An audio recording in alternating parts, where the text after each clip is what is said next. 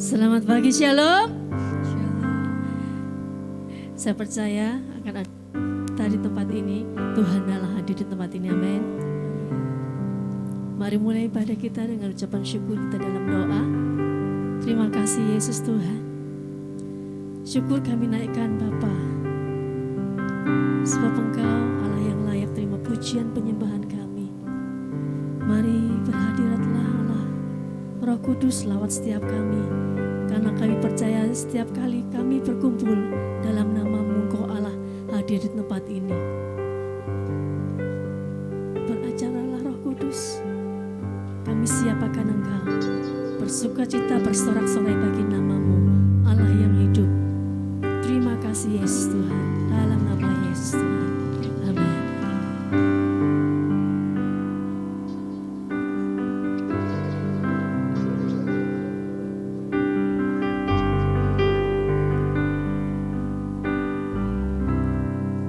Ini rindu kami Tuhan, bertemu dengan-Mu, menikmati kasih setia-Mu Tuhan di tempat kudus-Mu.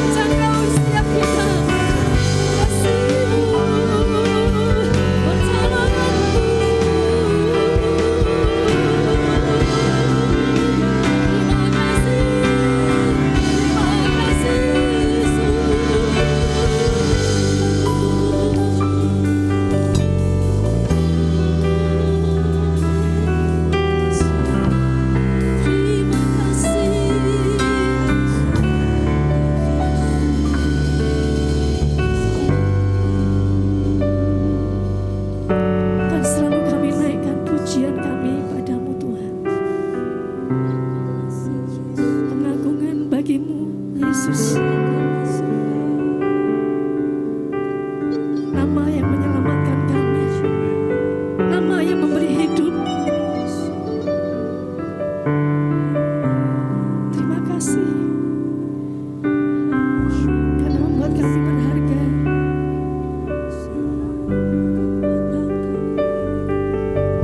Terima kasih Yesus Tuhan. Terima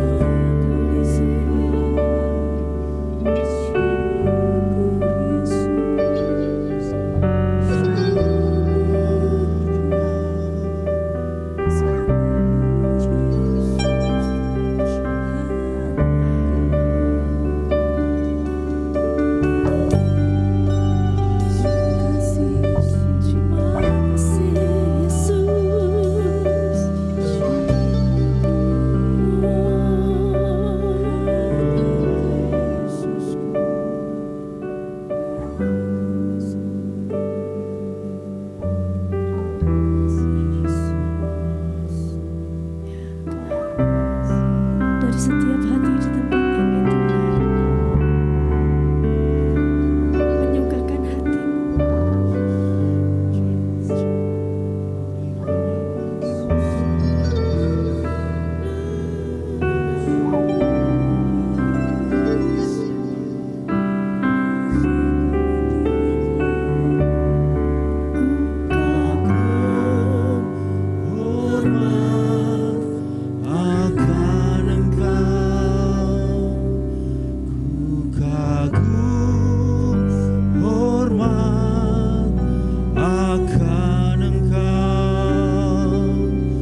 Terima kasih buat cinta-Mu Tuhan. Terima kasih.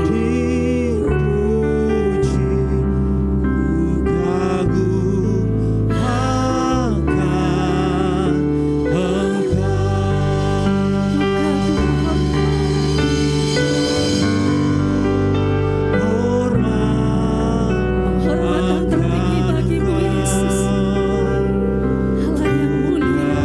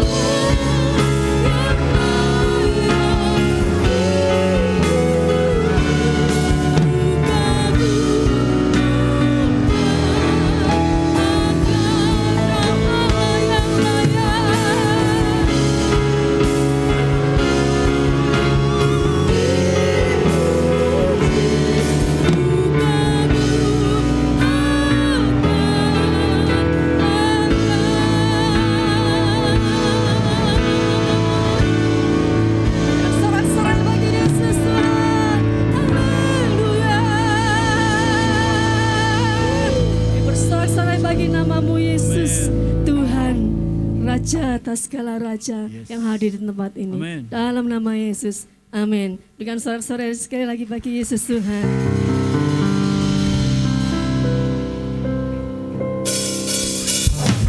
Mari serukan nama Yesus. Nama atas segala nama.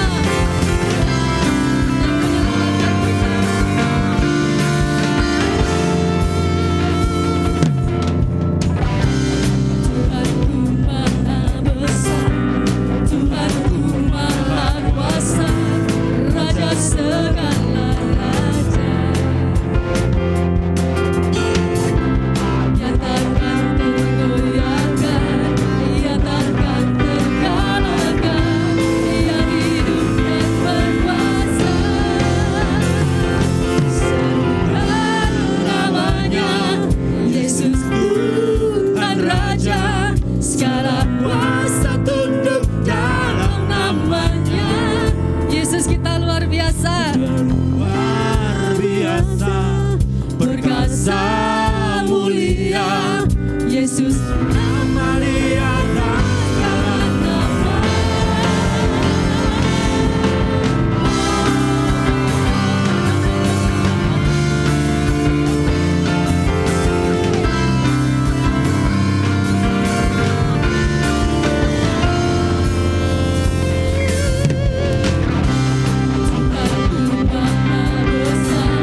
Tuhanku Maha Kuasa, Raja segala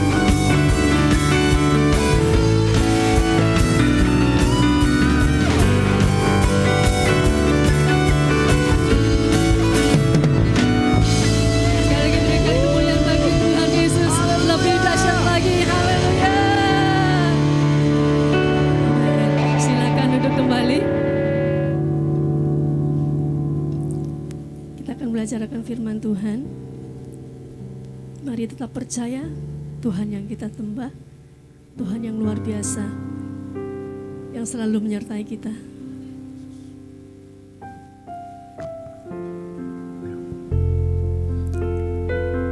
Karena setiap janji-Mu Tuhan, kami mau percaya semua pasti Kau genapi dalam hidup kami.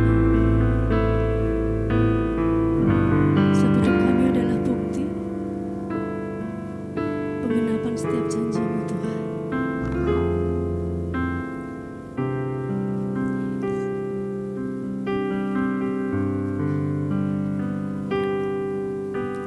Sungguh besar setiamu,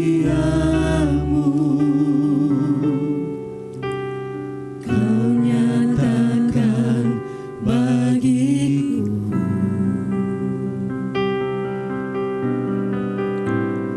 Kau Bapa yang selalu mengerti isi hatiku.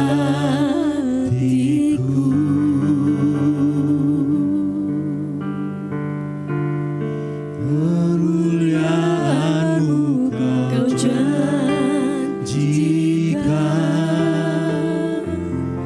aku tetap percaya. Ku percaya janji-Mu ajaib, terukir dalam kehidupanku. Ku berserah di dalam kekuatanku, hanya Kau segalanya bagiku. Ku percaya janji-Mu ajaib, terukir dalam kehidupanku. Ku berserah di dalam kekuatanku. Ku percaya.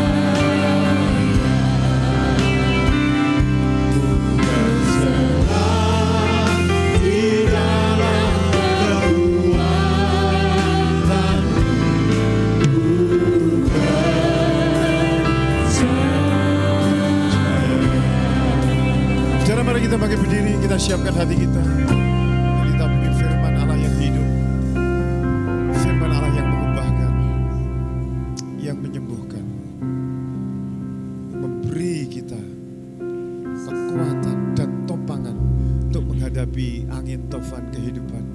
Terima kasih Tuhan Yesus. Terima kasih Bapa di surga. Terima kasih Yesus. Yesus ku perlu, Yesus ku perlu, Yesus kau yang ku perlu,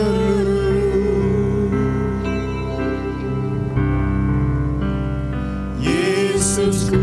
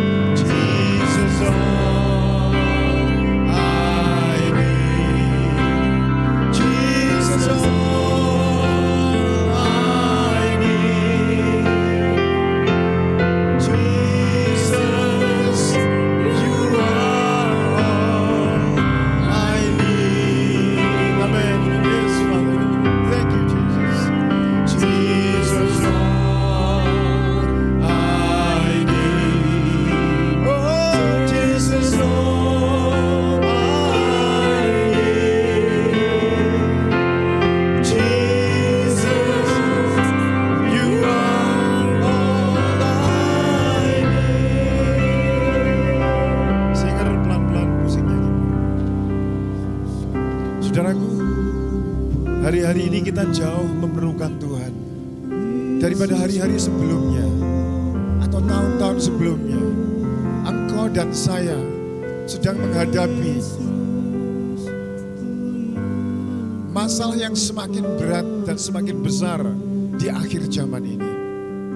Kita akan menghadapi badai yang berkecamuk, angin tofan kehidupan yang seringkali kita tidak tahu bagaimana kita menghadapinya. Dialah yang kita perlukan, saudara. Amin. Yesus, Bapa di surga, kami mengucap syukur karena hadir di tengah-tengah kami. Kiranya Engkau mengurapi firman-Mu, mengurapi hamba-Mu, mengurapi semua kami jemaat-Mu, sehingga kami dikuatkan, dihiburkan, kami ditopang dan kami dituntun dari hari ke hari, dari jam ke jam, detik ke detik, sehingga kami keluar sebagai pemenang. Dalam nama Tuhan Yesus, semua yang siap dengan firman Tuhan katakan, amin. Silakan duduk, saudara.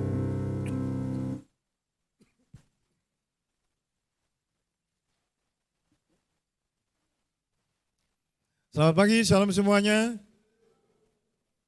Selamat pagi dari Jember datang pagi ini. Manasya. Saudaraku, firman Tuhan hari ini adalah judul perkasa di dalam Tuhan. Apa saudaraku? Perkasa di dalam Tuhan. Kalau saudara lihat dalam kitab Efesus ya, pasal yang ke-6 ayat ke-10. Efesus pasal 6 ayat ke-10. Di situ dikatakan, hendaklah kamu kuat. Akhirnya hendaklah kamu kuat di dalam Tuhan. Bisa ditampilkan? Efesus pasal 6 ayat 10. Mari kita baca bersama-sama. 1, 2, 3. Akhirnya hendaklah kamu kuat di dalam Tuhan. Di dalam kekuatan kuasanya. Tuhan gak pengen anak-anaknya lembek. Ya saudaraku, cengeng dan gampang ngelokro, gampang lemes, gampang putus asa. Sebab yang kita hadapi itu musuh yang sangat kuat sekali dan berpengalaman ribuan tahun, yang namanya si ular tua atau iblis atau setan. Setan gak bisa dihadapi dengan orang yang gampang menyerah, gampang mutung, bersungut-sungut. Tuhan ngomong kepada kita, akhirnya hendaklah engkau kuat di dalam Tuhan, di dalam kuat kuasanya. Saudaraku, setan itu telah menumbangkan bukan orang-orang biasa loh. Pendeta-pendeta besar banyak yang tumbang, pemimpin-pemimpin, negarawan, orang-orang yang terkenal di muka bumi ini jatuh tersungkur karena liciknya, karena caranya dia, saudaraku, untuk menumbangkan manusia. Itu sebabnya ayat itu nanti dikatakan akhirnya adalah kamu kuat di dalam Tuhan, di dalam kekuatan kuasanya.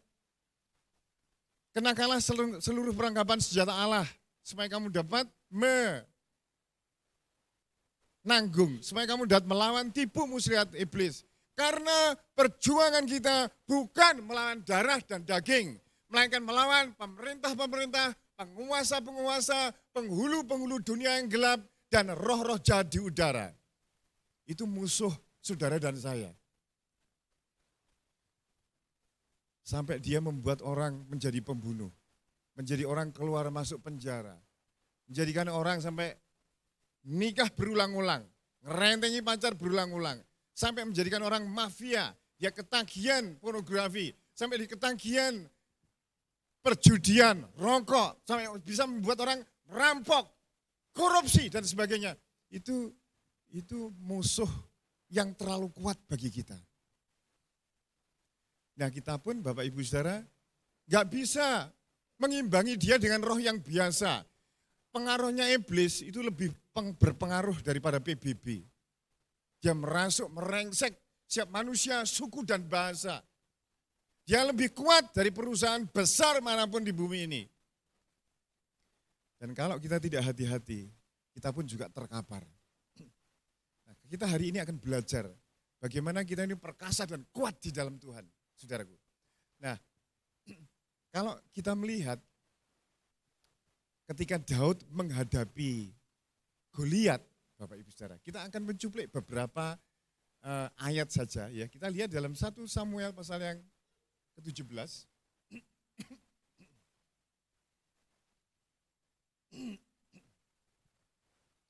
1 Samuel 17, saya akan membaca acak saja, karena terlalu banyak. 1 Samuel 17 ayat 1. Orang Filistin mengumpulkan tentaranya untuk berperang, mereka berkumpul di Soko, bukan Soko Ngawi ya, Soko. Kok ya enak jenenge padha Ngawi ya. Soko. Yang di tanah Yehuda dan berkemah antara Soko dan Aseka di Efes Damim. Saul dan orang Israel juga berkumpul berkemah di lembah Terbantin. Mereka mengatur barisan perangnya berhadapan dengan orang Filistin, adep-adepan. 1 lawan 1, 100 lawan 100, 1000 lawan 1000. Orang Filistin berdiri di bukit sebelah sini, orang Israel berdiri di bukit sebelah sana, dan lembah ada di antara mereka. Nah ini, lalu tampillah keluar seorang pendekar dari tentara orang Filistin, namanya Goliat dari Gad. Tingginya 6 hasta sejengkal, kurang lebih 2 meter lebih 70, hampir 3 meter. Saya belum pernah lihat orang yang setinggi ini, orang barat pernah kira-kira 2 meter lebih sedikit, tapi tidak setinggi ini.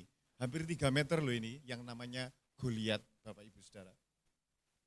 Ketopong tembaga ada di kepalanya, dia memakai baju sirah. Baju sirahnya ini kalau saya konversikan ke kilo, itu menjadi 50 kilo, 55 kilo pakaiannya, saudaraku. Ya pakai semacam sirip berbesi.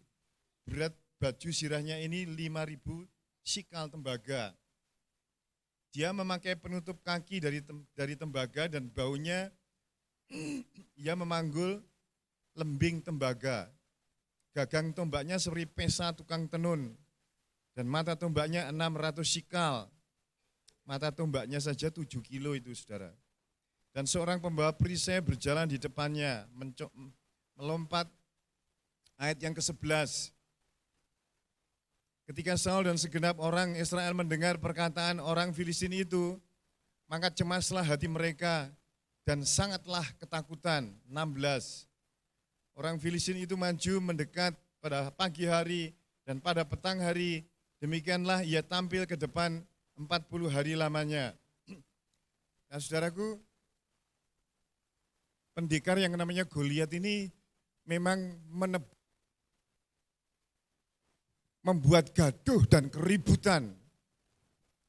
Dan kontan saja karena tegapnya badannya, mungkin pakai tato, dempal, mungkin oleh dia telah puluhan orang, mungkin ratusan orang telah mampus melawan dia.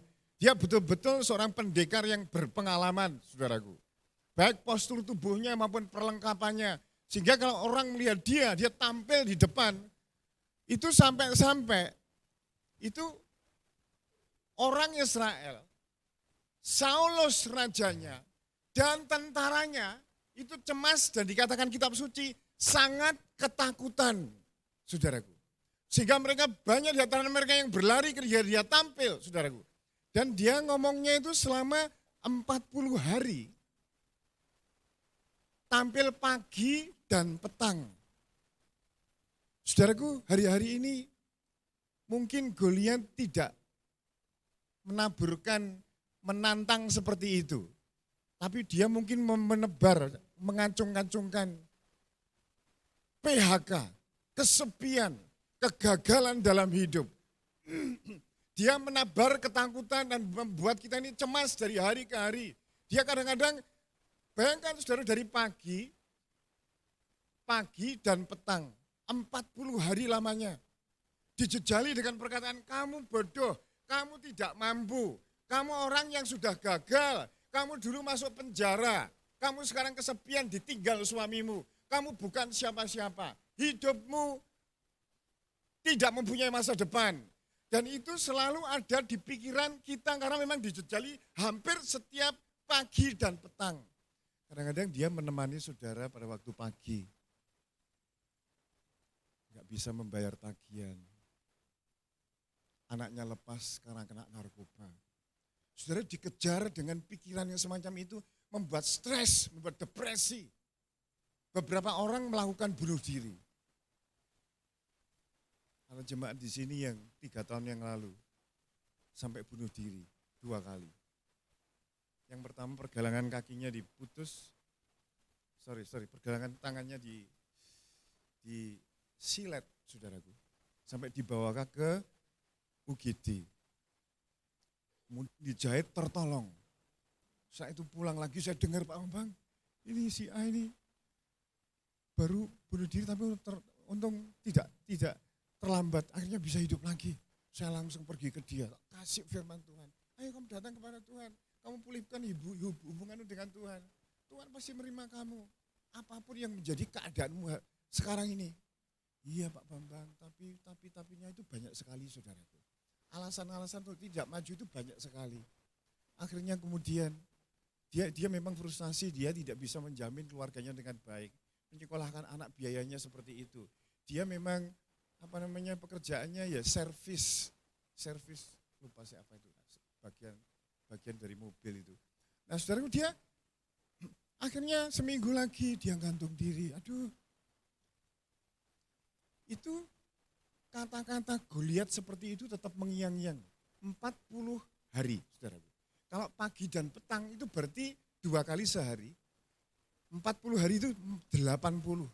Kalau saudara dibombardir perkataan, kamu ini goblok, kamu selalu menjengkelkan orang tua, kamu tidak ada gunanya. Kami orang yang sekolahnya yang sampai SMP saja. Kamu tidak punya masa depan. Kamu tinggal di desa, bapakmu banyak hutang. Dan engkau bapakmu sudah cerai sama keluargamu. Engkau bukan siapa-siapa. Nah saudara, engkau mempunyai sisi dalam hidup itu yang dipunyai, yang kau punya yang sudah ditangkap oleh setan dan dilemparkan kepada saudara, tidak hanya pagi dan petang, kadang-kadang siang. Ketika saudara naik motor, terngiang-ngiang ceteng gitu. Utangnya 200 juta. Enggak bisa apa-apa. Bangun pagi, kedagapan. Dia mengejar, dia memburu kita. Sampai Saul dan orang-orangnya itu ketakutan, saudaraku. Ya kita hari-hari ini menghadapi hal-hal yang cukup rumit. Saya tahu, saudaraku, beberapa hamba anak-anak Tuhan di sini bergumul dengan keuangan yang demikian repotnya, menekan, sehingga kadang-kadang berdoa saja sudah nggak bisa. Karena tekanan-tekanan hidup yang seperti itu. Dan dia memang menebar ketakutan, stres dan depresi, saudaraku. Tapi ketika saya ingat Daud itu menghadapi Goliat, bukan kata-katanya yang diserap. Sebab kalau orang menyerap kata-kata negatif yang dari setan, dari kuasa kegelapan, bisa stres, depresi, akhirnya bisa juga mengakhiri hidupnya. Tetapi Daud itu lain. Ketika Goliat itu maju, Bapak Ibu Saudara. Dalam kitab 1 Samuel pasal 17 ayat yang 43. Anak umur 17 nekat maju karena dia mempunyai Allah yang besar, yang jauh lebih besar daripada Goliat. Goliat itu ngomong begini, anjingkah aku, maka kamu mendatangi aku dengan tongkat, lalu demi para allahnya orang Filistin dikutuki Daud. Daud itu cilik saudaraku, enggak pengalaman. Pengalamannya hanya dengan Tuhan saja. Dikutuk itu ya, wis cilik, gak entos, ngelawan aku, tak pites. Pokoknya kutukan-kutukan itu dilontarkan ke Daud. Itu kalau orang yang biasa, gak punya firman Tuhan, gak menyerap kata-kata Tuhan, gak mempelajari firman Tuhan, dan cara melawan stres, depresi, kata-kata yang selalu memburu kita, maka kita tidak berdaya, saudara. Tapi Daud ini jos banget. Si Goliat terus ngomong seperti ini. Hadapilah aku. Aku akan memberikan dagingmu kepada burung-burung di udara dan binatang-binatang di padang. Wah, kata-kata itu saudaraku bisa membuat ciut ya. Biasanya nek pertandingan tinju itu ya, berhadapan-hadapan sebelum main ya. Dilok-lok nih satu ini, kamu. Pokoknya menjatuhkan lawannya gitu loh saudara, dengan kata-kata. Begitu. Nah Goliat juga seperti itu. Tapi Daud mengatakan, lalu Daud berkata ke orang Filistin itu, engkau mendatangi aku dengan tombak, dengan lembing, dengan pedang. Tetapi aku mendatangi engkau dengan nama Tuhan, alam semesta.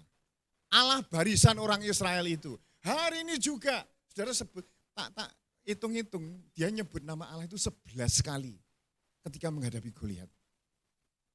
Dia tidak memperhitungkan dan tidak memikirkan berapa tingginya Goliat. Mungkin kalau ada TV waktu itu atau juga wartawan di situ dia akan menceritakan besarnya, pengalamannya, bajunya yang dia pakai, bagaimana geramnya yang menakutkan itu. Tapi Daud pusatnya, perhatiannya kepada Allah yang hidup. Engkau mendatangi aku dengan pedang, tombak, dan lembing. Aku mendatangi engkau dengan nama Tuhan alam semesta yang kau tantang itu. Hari ini juga Tuhan akan menyerahkan engkau ke dalam tanganku. Aku akan mengalahkan engkau, memenggal kepalamu dari tubuhmu. Hari ini juga aku akan memberikan mayatmu dan mayat tentara orang Filistin kepada burung-burung di udara dan binatang-binatang di padang. Supaya seluruh bumi tahu bahwa Israel mempunyai Allah. Dan supaya segenap jemaat orang Israel ini tahu bahwa Allah menyelamatkan bukan dengan pedang, bukan dengan tombak, sebab di tangan Tuhanlah pertempuran. Bocah cilik udis umur sekitar 17, iso ngomong seperti itu. Saudara. Nah kalau kita tidak mempelajari Alkitab, saudara hanya Facebook saja, Instagram kirim foto, status dirubah, bolak-balik. Ini gak iso Bapak Ibu Saudara. Engkau melawan penyakit yang sedang menggerogoti tubuh saudara. Gak bisa. Engkau melawan hutang piutang yang menumpuk yang tidak bisa saudara bayar. Satu-satunya yang menjadi senjata kita adalah firman Tuhan. Adalah Tuhan. Kalau saya menghadapi kesulitan-kesulitan itu, mengurus jemaat tidak gampang, saudara. Dan bagaimana harus berkembang, harus bertumbuh. Harus. Dan itu enggak bisa, enggak ada pengalaman, enggak ada kemampuan manusia yang dapat menuntun, memimpin orang-orang. 100 orang, 100 hati, 100 pikiran. 1000 orang, 1000 hati, 1000 pikiran. Dan saya juga enggak tahu kenapa gereja kita seperti ini. Akhirnya berkembang, bertumbuh walaupun belum pesat. ketika kita ada di gereja lama, saudara, saya ini nggak habis pikir caranya Tuhan menuntun seseorang, mempromosikan seseorang, atau membawa seseorang ke langkah yang lebih tinggi. Itu melalui suatu hadiah yang dibungkus dengan begitu jeleknya, atau dibungkus dengan duri, atau yang tidak menyenangkan, tapi di dalamnya itu hadiah yang luar biasa, yang seringkali kita tidak tahu. Di gereja lama, saya dengan Bu Ella melayani 14 tahun. Sampai akhirnya punya AC dulu dibanding gereja-gereja yang lain. Saya sudah ditetapkan menjadi wakil gembala di sana. Mama yang ada bersama dengan kami ngomong, Bang, kamu menggantikan saya. Nah, kira-kira kalau saya ada di sana terus, itu kanan kirinya sudah nggak ada apa-apanya, saudaraku. Tanahnya apa? Tapi Tuhan itu pemikirannya memang hebat. Nah, pada bulan September seperti ini, Agustus ya, 27 Agustus, diumumkan Bambang dan Ella telah meninggalkan pelayanan di sini dan melayani di Karangasri. Padahal kami belum ngomong sebetulnya. Dek, begitu saudaraku. Nah, akhirnya singkat ceritanya kami pindah di sini dengan kesulitan yang luar biasa. Tapi saya jaga. Ojo ngantek ada kepahitan, jangan sampai ada kebencian, jangan sampai menyimpan dendam. 14 tahun loh, saudaraku. Tak jaga hati saya. Sambil berpikir-pikir, apa sih yang Tuhan akan lakukan di sini? Di sini itu dulu becek dan ada bombrongan di sana. Jalannya juga sulit, apalagi mobil. Motornya kudu digowo, dituntun, saudaraku. Jalan besar, masuk gang lebih kecil lagi, 300 meter, masuk lagi 100 meter, gangnya buntu. Ini jalan ke sana dulu juga belum ada. Loh, siapa yang tahu, siapa yang nyangka dengan kesulitan, dengan stres, kurang lebih sebelum tahun 2000 kita berdiri, tahun 95 sampai 2000 itu masa-masa yang sulit. Ya memang Tuhan bisa memakai keluarga, memakai mama, kakak, adik, untuk kita dituntun Tuhan berjalan untuk lebih tinggi lagi, dan lebih diberkati lagi, lebih berkembang lagi. Dan kita tidak pernah tahu, saudaraku. Kalau saya mungkin tetap tinggal di sana kira-kira enggak seperti ini, dianugerahkan tanah yang luas, ya pekerjaan Tuhan yang maju, dan akhirnya banyak di antara saudara yang mengalami kelepasan, kesembuhan, dan sebagainya. Tapi bungkusnya itu loh enggak enak. Nah, Daud itu akan tetap jadi gembala kalau dia tidak ketemu Goliat. Jadi ketika engkau mengalami pengalaman yang buruk, engkau menghadapi kesulitan ekonomi yang begitu tidak bisa saudara pikirkan, kenapa ini terjadi? Sesuatu yang tidak bisa kita tangani sendiri. Itu sebetulnya tanda Tuhan akan meningkatkan Bapak Ibu Saudara ke level yang lebih tinggi. Saudara lihat kalau kita sekolah, mesti ada ujian. Kok enak munggah sekolah gak ada ujian. Apalagi dari SD ke SMP, dari SMP ke SMA. Lah kok nyimut gak ada ujian? Pasti ada ujian.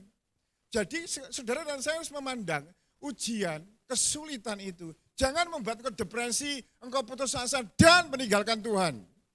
Tapi itu merupakan ujian, Tuhan meningkatkan level kehidupan, tingkat kehidupan Bapak Ibu Saudara yang lebih tinggi lagi. Memang rasanya enggak mungkin, tapi Daud itu hebat luar biasa. Ketika sudah begitu, Daud keluar-keluar, maka majulah orang Filistin si Goliat ini, saudara, menemui Daud. Segera Daud pun lari ke barisan musuh, menemui orang Filistin itu. Diambilnya sebuah batu dari kantongnya. Dan musuh Goliat kok senjatanya pengali-ali, ketepil, karo watu 5 cacahe, saudara. Ini gak masuk akal sebenarnya. Diambilnya sebuah batu, lalu diumbannya. Jedus, gitu, saudaraku ya. Langsung kena dahinya. Nah, batu itu terbenam ke dalam dahinya, maka terjerumuslah Goliat ini dengan mukanya ke tanah. Dikatakan kitab suci, Demikianlah Daud mengalahkan orang Filistin hanya dengan batu dan umban. Dia mengalahkan dan membunuhnya tanpa pedang di tangan. Kemudian larilah Daud mendapatkan orang Filistin itu. Dia berdiri di sebelahnya, diambilnya lah pedangnya, dihunusnya dari sarungnya, dihabisinya, dia dipancung kepalanya. Ketika orang Filistin melihat pahlawan mereka sudah kalah, berlarilah mereka. Maka orang Israel dan orang Yehuda bangkit mengejar mereka. Dan mereka yang terbunuh bergelimangan sampai darah Gad dan Ekron. Katanya Alkitab seperti itu. Tanpa pedang di tangan. Gereja kita ini dulu yang ingin menutup itu tanda tangannya 188. 188 orang ternama, saudara, di sekitar kita. Dan yang setuju hanya 12, ya yang depan-depan ini aja. Itu pun yang 10 ya ikut mereka karena sungkan. Jadi tinggal 2 tok sebetulnya. Jadi tidak peduli sekecil apapun engkau. Sebesar apapun hutang saudara. Seberapa besar dan beratnya penyakit Bapak Ibu Saudara. Engkau jangan sampai lelah mundur serangan kuasa kegelapan. Engkau harus berkata, aku kuat di dalam Tuhan. Itu sebabnya Paulus mengatakan kepada orang-orang Efesus, akhirnya hendaklah kamu kuat di dalam Tuhan, di dalam kekuatan kuasanya. Kenakanlah seluruh perlengkapan senjata Allah. Jadi Bapak Ibu Saudara, jangan pernah engkau itu mender. Menganggap diri gak bisa apa-apa. Oh penyakitku yus rami semari. Aku wis tuwek, gak mungkin untuk jodoh. Daganganku, aku mek duwe wedhus 5. Ya wis kuwi bagianku. Ya wis iki ae, saudaraku. Ndak seperti itu, saudaraku. Kerajaan Allah selalu diumpamakan sebuah peningkatan. Ya, kecuali saudara pingin seperti ini terus. Misalnya 1 talenta, 2 talenta, 5 talenta. Berkembang menjadi 4 talenta, menjadi 10 talenta. Demikian juga pohon, apa namanya itu? Lupa saya, sayuran itu, sesawi, kecil, berkembang, bertumbuh. Kerajaan Allah itu selalu begitu, pertumbuhan. Nah kalau saudara ngomong, aku di wedhus mek 5, ya siki bagianku, ya siki, gak mungkin dari akeh, akeh penyakit, akeh kadang-kadang muntah dan sebagainya, keliru makannya dan sebagainya. Saudaraku kalau kita mematok pikiran kita itu seperti itu, ya enggak sampai kemana-mana. Kalau saudara ngomong aku enggak bisa, ya wes. Ya ora iso tenan, aku ora gelem tenan. Nah pikiran kita ini yang membuat kita seperti itu. Dalam kitab Amsal 23 ayat 7 dikatakan, as a man think, so is he. Bagaimana orang berpikir, demikianlah dia. Jadi orang itu tidak akan melampaui apa yang dipikirkan. Kalau pikiranmu akan duwe wedhus 5, ya wis sakmono ae, ya enggak akan bisa. Tapi kalau saudara mikir, aku pasti iso duwe wedhus 10. Baru kuwi aku 30. Akhirnya saudara itu berjalan mengarah dan berusaha ke 10 dan ke 30. Dan Tuhan menyertai orang yang seperti itu. Yang beriman, percaya kepada Allah bahwa Tuhan sanggup menuntun hidup kita untuk mencapai hidup yang maksimal. Yang terakhir ini kita kan punya Videotron ini, harganya terkumpul uang 200 juta lebih. Di masa setelah pandemi. TK itu sekarang hampir 1 miliar itu saudara. Waktu pandemi, kon di duit Pak Bambang, aku lek ngenteni duit 1 miliar, ya ora teko-teko. Ya saeneke dhisik. Saudaraku, apa yang ada dulu? Dulu batu 20 truk. Ya itu dulu. Fondasinya mungkin menghabiskan 100 juta. Duit sapa yayasan gak duit sakmono, mek 2 juta tok. 2 juta ya iso nggen tuku watu. Kan iso tuku watu, kan murah watu. Dengan datangnya batu itu orang tahu, orang bangun ya, iya iki Pak Bambang, jebret, iso fondasinya. Baru kuwi cagak-cagake pilar-pilare. Pilar-pilare itu setengah tahun ngadeg. Pikir-pikir Tuhan ini lek pilare 2 tahun ini gak dibangun-bangun lah. Lucu. Ben-bengi saya itu ke sana, enggak ben-bengi setiap saya ke sana tak rangkul apa namanya? Pilar-pilarnya Tuhan. Ini ngisi-sini nek gak dadi dalam nama Tuhan Yesus. Tuhan engkau sanggup, engkau menyelesaikan. Dan pikiran saya, saudaraku, iki TK harus yang terbaik di Ngawi. AC, lantainya dari granit, semuanya kusen-kusennya dari aluminium yang terbagus, yang putih, yang mahal itu. Wes tak tok di sini, dan yang aku ngetok di sini, wes gak usah neko-neko lah wong jenenge TK. Wis bangun seadanya, pokoknya yang penting muridnya akeh berhasil. Ya aku ya seperti yang aku pikir begitu, saudara. Tapi karena aku memikir ini harus baik, yang terbaik dan sebagainya, akhirnya Tuhan menambahkan, kita berjuang, Tuhan menambahkan lagi, akhirnya jadilah seperti itu. Nah raksasa-raksasa yang seperti ini bisa dikalahkan ketika engkau belajar firman Tuhan. Termasuk sakit penyakit, membangun rumah, membayar hutang piutang. Itu sebabnya Daud mengatakan orang yang berlindung dalam naungan yang maha tinggi, Mazmur 91, dan bermalam dalam naungan yang maha besar, akan berkata kepada Tuhan, engkau tempat perlindunganku dan kubu pertahananku yang ada di dalam naungan Tuhan. Engkau tak usah takut terhadap kedahsyatan malam, terhadap panah yang terbang di waktu siang, terhadap penyakit sampar yang berjalan di dalam gelap, terhadap penyakit menular yang mengamuk di waktu petang. Sekalipun rebah di sisiku 1.000 orang dan 10.000 di sebelah kananku, tetapi itu tidak akan menimpamu. Itu Daud itu kerucil, tapi percaya ning Tuhan itu rame-rame. Sampai kayak gitu. Tidak perlu mungkin keluarga diambang kehancuran perceraian. Atau saudara nggak bisa menangani kebiasaan rokok misalnya, judi, pornografi. Tuhan jauh lebih besar. Itu sebabnya itu, engkau tidak usah takut terhadap kedahsyatan malam. Tidak pernah yang panah yang terbang di waktu siang. Terhadap penyakit sampar yang mengamuk di waktu petang. Dan penyakit menular yang berjalan di dalam gelap. Sekalipun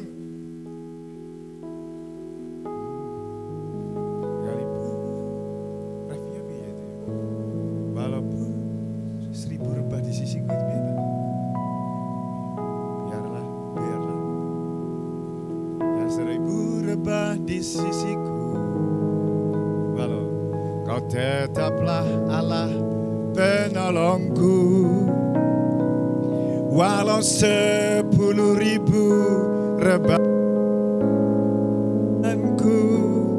takkan ku goyah, sebab Yesus sertaku.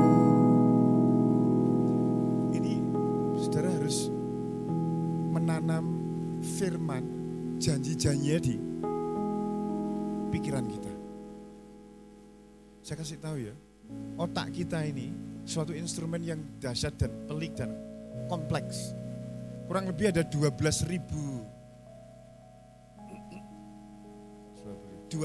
miliar sel di otak kita ini, dan setiap sel berhubungan dengan 10.000 sel yang lain. Sehingga kurang lebih ada 120 triliun sel yang berhubungan di otak kita. Dan dia akan menyerap informasi dari luar. Kalau engkau menyerap bahwa engkau ini tidak berdaya, engkau hanya lulusan SD saja, mana mungkin engkau berhasil. Engkau anakmu sudah 4, pekerjaanmu miar-miur, untungnya ya rakeh, piye lah akan noto masa depan. Nah kalau saudara pikirnya di situ bukan firman Tuhan, maka saudara akan menjadi seperti apa yang saudara pikirkan.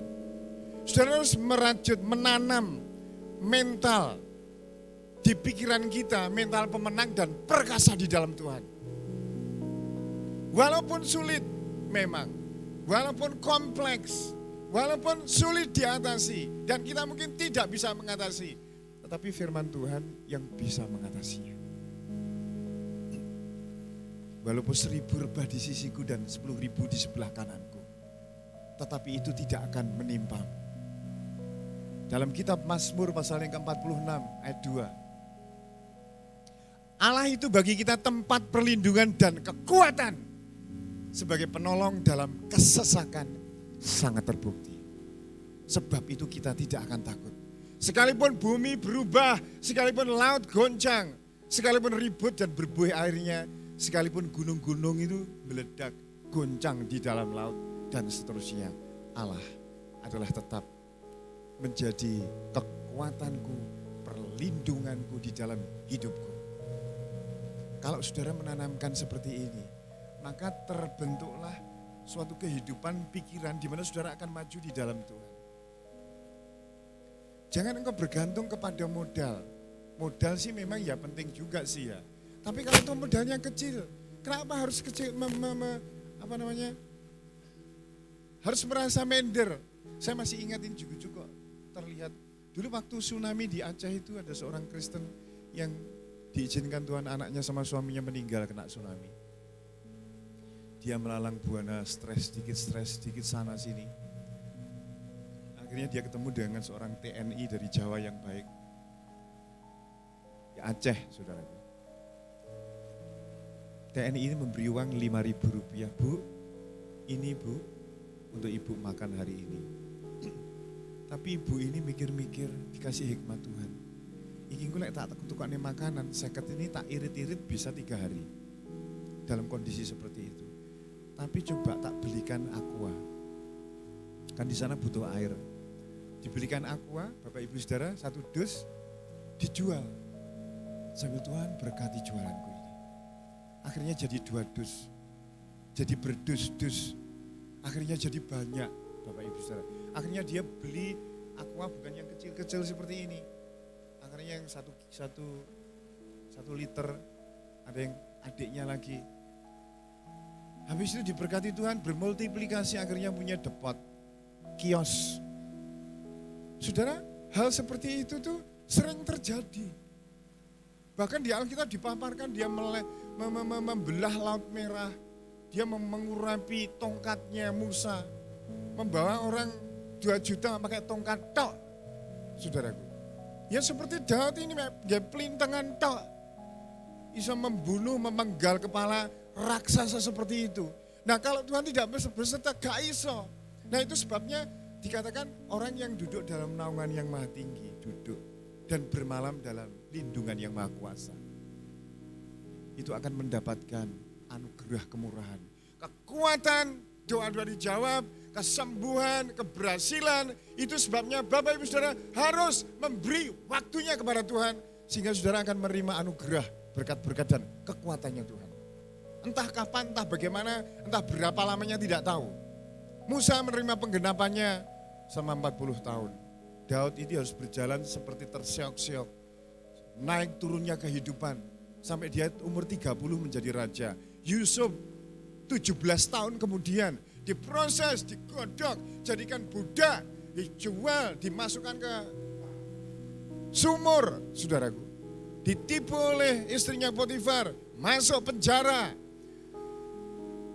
Dia mengalami proses tempaan yang demikian luar biasanya. Sehingga dia keluar akhirnya dalam waktu beberapa menit menjadi penguasa di Mesir. Daud juga akhirnya menjadi raja. Jadi berapapun yang kau punya, apapun yang kau miliki, saudara, Tuhan itu tidak memberkati apa yang tidak kita miliki. Tuhan itu memberkati dari apa yang kita punya. Waktu itu Simson digerebek orang 1000. Dan dia nggak punya senjata apa-apa. Tapi tiba-tiba di tanah kok ada rahang keledai yang masih basah. Jadi itu ungkul, wabet, saudaraku. Diwantemi orang Filistin itu. Sampai 1000 itu mati. Yang ada apa? Ya yang ada itu. Rahang keledai itu, saudaraku. Nah, Tuhan memberikan makan 5.000 orang. Dengan apa? Dengan yang ada apa? Hanya 5 roti dan 2 ikan. Gak masalah. Tapi plusnya itu loh, saudaraku, harus plus Tuhan. Beras 10 kilo plus Tuhan. Bisa didol menjadi juragan beras. Saudara punya kambing 3 plus Tuhan. Pedusku mek 3 Pak Bambang. Gak koyo wong duwe sapi. Lah yang mek ngene tok. Coba dipikir, pedusku jadi 100. Dulu yayasan punya pedus. Dari 3 menjadi 10. Menjadi 15. 25. Menjadi 30. Habis 30 entar. Karena salah manajemen pengelolaan. Tapi ya lumayan, jadi sudah berkembang sih, saudara. Tapi aku gak mundur. Dulu sapi ya begitu. Bantuan sapi, saya cari sana sini 10. Tak serahkan orang yang jadi pegawai kehewanan. Wah ini mesti tadi. Pikiranku sapi 10 itu jadi 100. Itu saudaraku. Lalu orang jadi 11. Wis kurang jadi 9, jadi 7, jadi 4. Aduh, mumet aku saudaraku. Salah manajemen, salah wong ya sing nolak. Bapak Ibu Saudaraku. Nah ini hal seperti, tapi saudara harus ingat loh ya, bahwa di dalam Tuhan itu ada harapan, di dalam Tuhan itu ada berkat, di dalam Tuhan itu ada keberhasilan, asal engkau ingat akan firman Tuhan ini. Yosua 1 ayat 8. Janganlah engkau lupa memperkatakan kitab Taurat itu. Perkatakan, saudara. Aku main bendina loh. Bambang, tubuhmu ini sehat. Nek watuk-watuk sedikit, paru-paruku sehat. Bambang, engkau tetap melayani Tuhan. Engkau tetap diurapi. Istriku, engkau menjadi istri yang cantik, awet muda, dan menyenangkan. Tidak cerewet, damai sejahtera, dan seterusnya. Walaupun, aja mau ngomong Bu Ela loh ya, walaupun Bu Ela itu cerewet.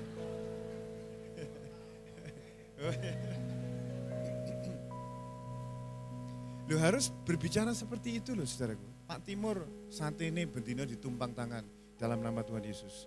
Ini sate gulai, bebek, laris, diberkati Tuhan. Ojo sidik-sidik, waduh, ini pelanggan ini mengarek sidik tak udan Pak Bambang, sepi ini iki. Sepi, ini loh Pak Edi ada di sini nih.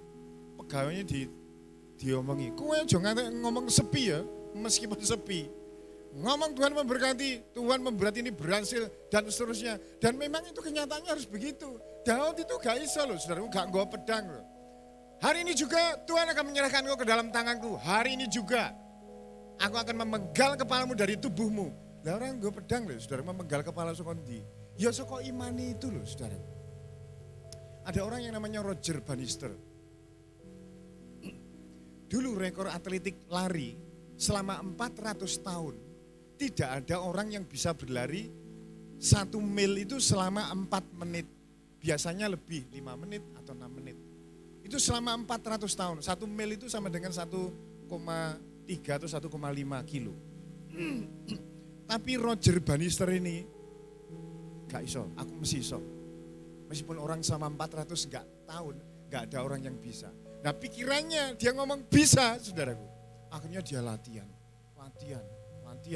Akhirnya ketika ada perlombaan, dia bisa mencapai 4 menit 1 mil. Karena dia bisa mencapai itu, kemudian orang-orang lain tiba iso. Setelah dia itu menyusul 336 orang. Bisa lari 1 mil dalam waktu 4 menit. Jadi saudara itu adalah apa yang kau pikirkan. Ngerti maksudnya? Aku adalah aku yang aku pikirkan. Sejauh mana engkau berpikir, ya sejauh itu hidupmu, ekonomimu, jabatanmu, keberhasilanmu. Gak mungkin lebih daripada itu. Kalau seseorang pengamen mengatakan, mbahku ini pengamen Pak Bambang, bapakku ya pengamen, aku ini pengamen ya segini nasibku. Sebab dia sudah matok pengamen, kan dia kalau mematok sopir misalnya, sopir taksi kan bisa saja. Tapi kita membatasi, saudaraku, menyerap apa yang ada di sekitarnya. Gak boleh seperti itu terus menerus. Nah ketika Daud mengalahkan Goliat, saya pikir-pikir banyak raksasa-raksasa yang akan tumbang di hari-hari ke depan ini karena saudara berharap kepada Tuhan, memperkatakan firman Tuhan dan menyerap firman Tuhan dan mempercayai bahwa firman Tuhan itu iya dan amin. Gak peduli masa pandemi. Ketika Videotron ini mau saya pikirkan jalankan, kan saya harus ngomong kepada istri dulu. Habis itu kepada staf. Habis itu kepada majelis, habis itu kepada saudara. Ada beberapa yang ngomong, Pak Bambang, ini ekonomi lagi sulit. Regone Videotron itu sakmono akeh. Sudahlah ditangguhkan lagi. Tapi aku pikir-pikir, ditangguhkan kayak kapan duwe ini. Saya mikir, enggak, kita akan jalan sesuai dengan iman kita dan kita akan urun janji iman selama setahun. ternyata Tuhan memberikan lebih daripada 200 juta. Sehingga kita bisa membeli itu harganya 11 juta itu, untuk pengendali itu yang di belakang. Dan lab harganya 9 juta juga, 11,9, melimpah. Kita nggak pernah tahu Bapak Ibu Saudara. Jadi saudara, memang musim berganti-ganti, orang datang dan pergi. Tapi namanya firman Tuhan itu gak berubah. Wis toh, musim penuaian, musim kelaparan, musim perang, musim resesi, gak berubah sih jenenge firman Tuhan itu. Itu sebabnya dipelajari, ditekuni, direnungkan, diperkatakan, dihafalkan. Saudara harus mempunyai waktu dengan firman Tuhan. Masih membaca firman Tuhan di buku kecil itu, Bapak Ibu Saudaraku, siapa yang masih terus jalan? Komek sidik mentoh. Saudara yang nggak mempunyai kartu nanti bisa staff akan dikasih. Itu waktu itu saya rindu saudara, itu paling enggak membaca dari kitab Wahyu sampai Kejadian minim sekali seumur hidup. Ya, minim sekali. Kapan hari itu saya mulai bulan April. April depan ini sudah harus sampai kitab Wahyu selesai. Amin. Mulai gak tak tekoni. Aku pesen sama Pak Petrus di surga. Pokoknya anak anggota sadai Pak Petrus sing gak maca Alkitab Kejadian sampai Wahyu pisan. Oh jadi tompo.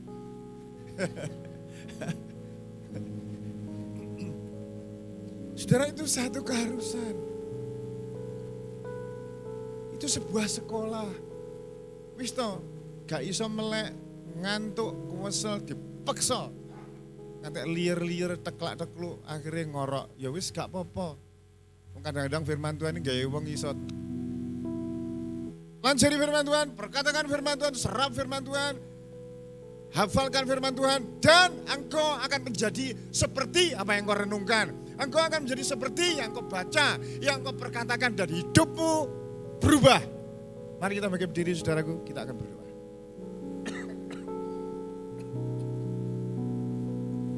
Ku percaya Kau Tuhan yang tak pernah gagal, menjadikanku lebih dari pemenang.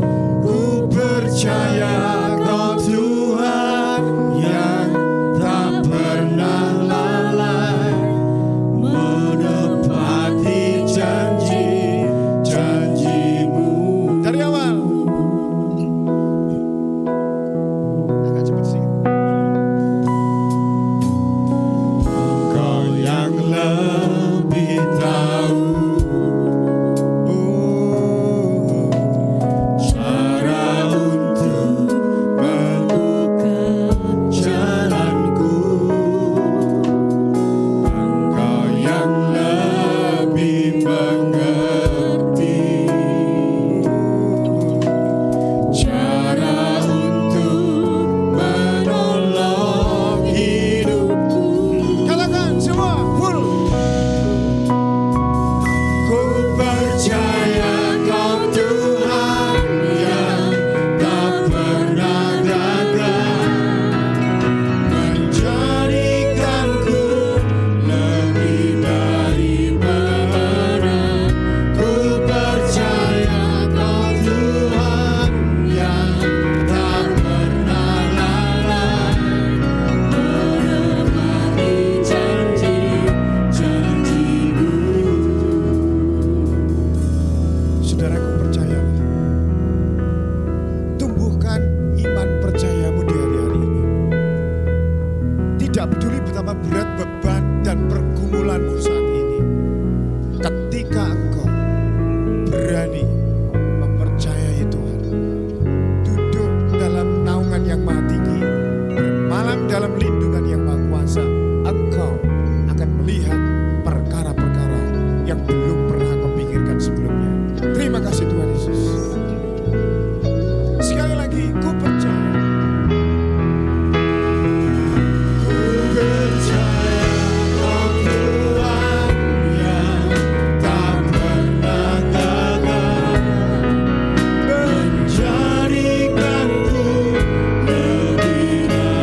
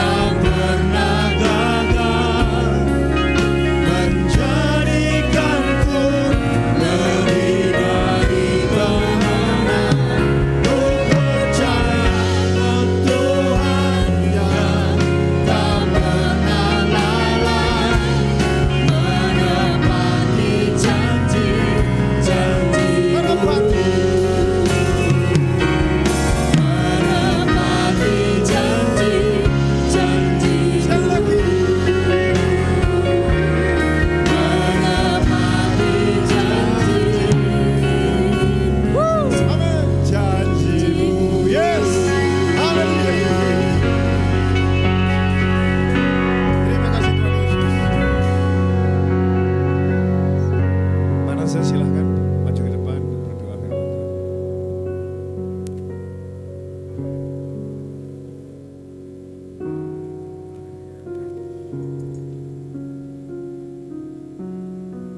Kami bersyukur Bapa pada pagi hari ini. Semuanya oleh karena belas kasih-Mu dan kemurahan hati-Mu dalam hidup kami. Kami percaya kalau kami ada sampai dengan saat hari ini, semuanya oleh karena anugerah-Mu yang begitu besar di dalam hidup kami. Ajar kami senantiasa Tuhan untuk hidup selaras sesuai dengan apa yang menjadi kebenaran-Mu. Tunduk di dalam kehendak Tuhan. Kami percaya Tuhan, Engkaulah yang memelihara tubuh, jiwa, dan roh kami dengan begitu sempurna. Kami percaya ketika kami taat dan setia dalam kami mengiring Tuhan, maka Tuhan menyatakan kuasa-Mu dalam hidup kami. Kami boleh menikmati dan mengalami mukjizat demi mukjizat dalam hidup kami. Dan kami bukan sekedar menjadi pemenang, tetapi kami lebih dari pemenang. Terima kasih Bapak untuk firman Tuhan yang sudah kami terima dan kami dengar pada pagi hari ini. Biar firman Tuhan mengubahkan dan memulihkan hidup kami. Semakin hari kami boleh semakin bertumbuh dalam iman dan pengenalan kami kepada Kristus.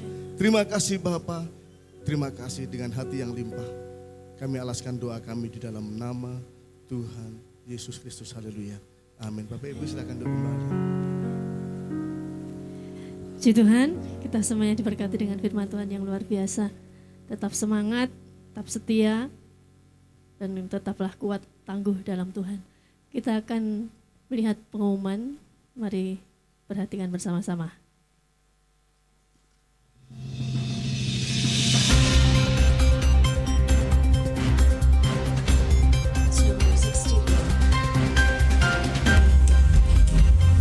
Shalom Jemaat Al-Sada yang diberkati Tuhan, berikut pengumuman untuk 1 minggu ke depan.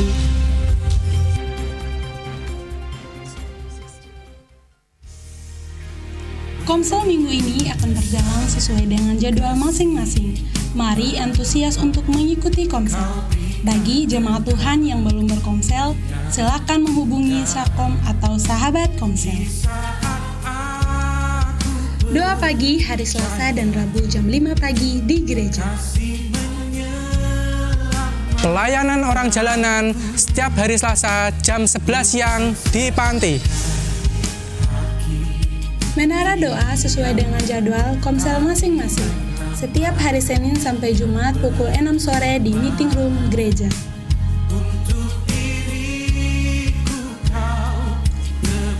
Doa puasa setiap hari Sabtu jam 10 pagi di gereja.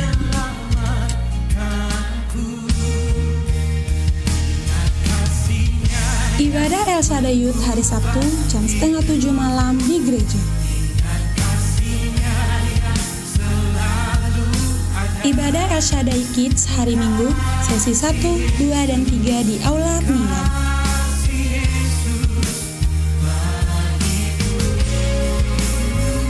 Mari rasakan hadirat Tuhan dalam ibadah raya hari Minggu. Sesi 1 jam 7 pagi, sesi 2 jam 9, dan sesi ketiga jam 4 sore.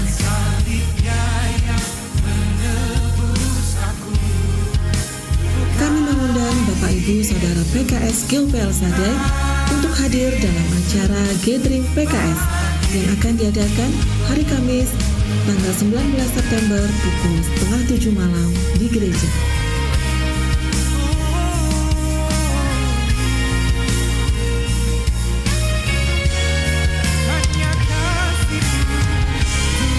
Ibadah spesial dalam rangka merayakan hari ulang tahun gereja yang ke-24 akan diadakan hari Minggu tanggal 29 September pukul 7 pagi. Ibadah akan dilayani Pastor Pijang dari Solo. Ibadah juga akan disertai dengan perjamuan kasih.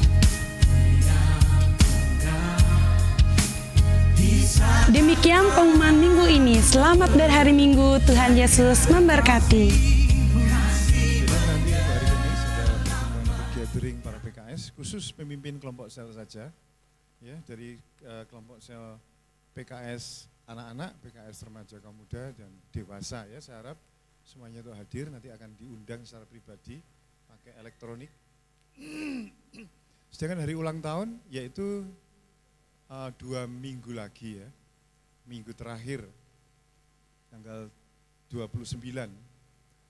Itu nanti ibadahnya sekali saja, karena kita ada, kapan hari itu saya mengajarkan kepada Bapak Ibu Saudara tentang pemuritan one on one, ya, one on one discipleship, pemuritan one on one. Sekalian ini untuk mempraktikkan, kita akan membawa satu sasaran jiwa selama setahun, dan besok itu kesempatan yang baik untuk saudara membawa mungkin suami yang belum kenal Tuhan atau istri kenalan atau siapapun yang menjadi target, ya, sasaran untuk dimenangkan bagi Kristus.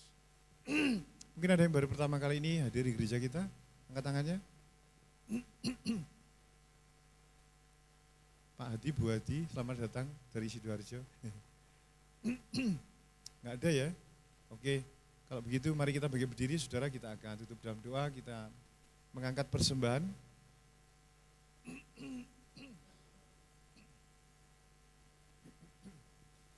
Bapa di surga, kami bersyukur Tuhan memberikan kami kesadaran bahwa kami ini diberkati untuk menjadi berkat. Itu sebabnya persembahan ini kami berikan Tuhan untuk pelayanan di gereja ini, sehingga gereja ini tidak kekurangan dana untuk menjangkau mereka yang terhilang dan pelayanan-pelayanan yang lain. Terima kasih Tuhan Yesus. Mari kita angkat kedua tangan kita, saudaraku. Bapak Ibu Saudara yang dikasihi oleh Tuhan, engkau telah mendengar firman Tuhan. Bagaimana harus kuat, perkasa di dalam Tuhan. Tidak loyo, tidak mudah menyerah. Pulanglah dengan spirit pejuang. Hafalkan firman, renungkan firman, perkatakan firman tentang pekerjaanmu, kesehatanmu, pernikahanmu, pelayananmu kepada Tuhan. Damai sejahtera Bapa Surgawi di dalam Yesus Kristus ada beserta memberkati saudaraku. Dalam nama Tuhan Yesus. Amin.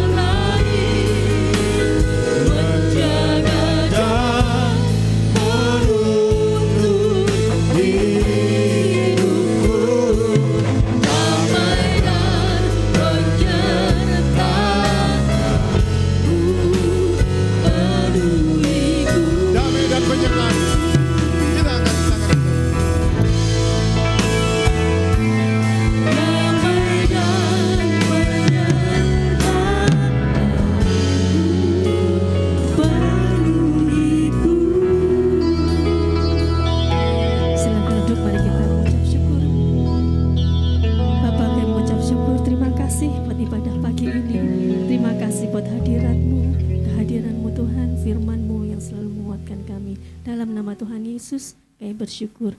Amin. Selamat pulang, Tuhan Yesus memberkati. Selamat hari Minggu.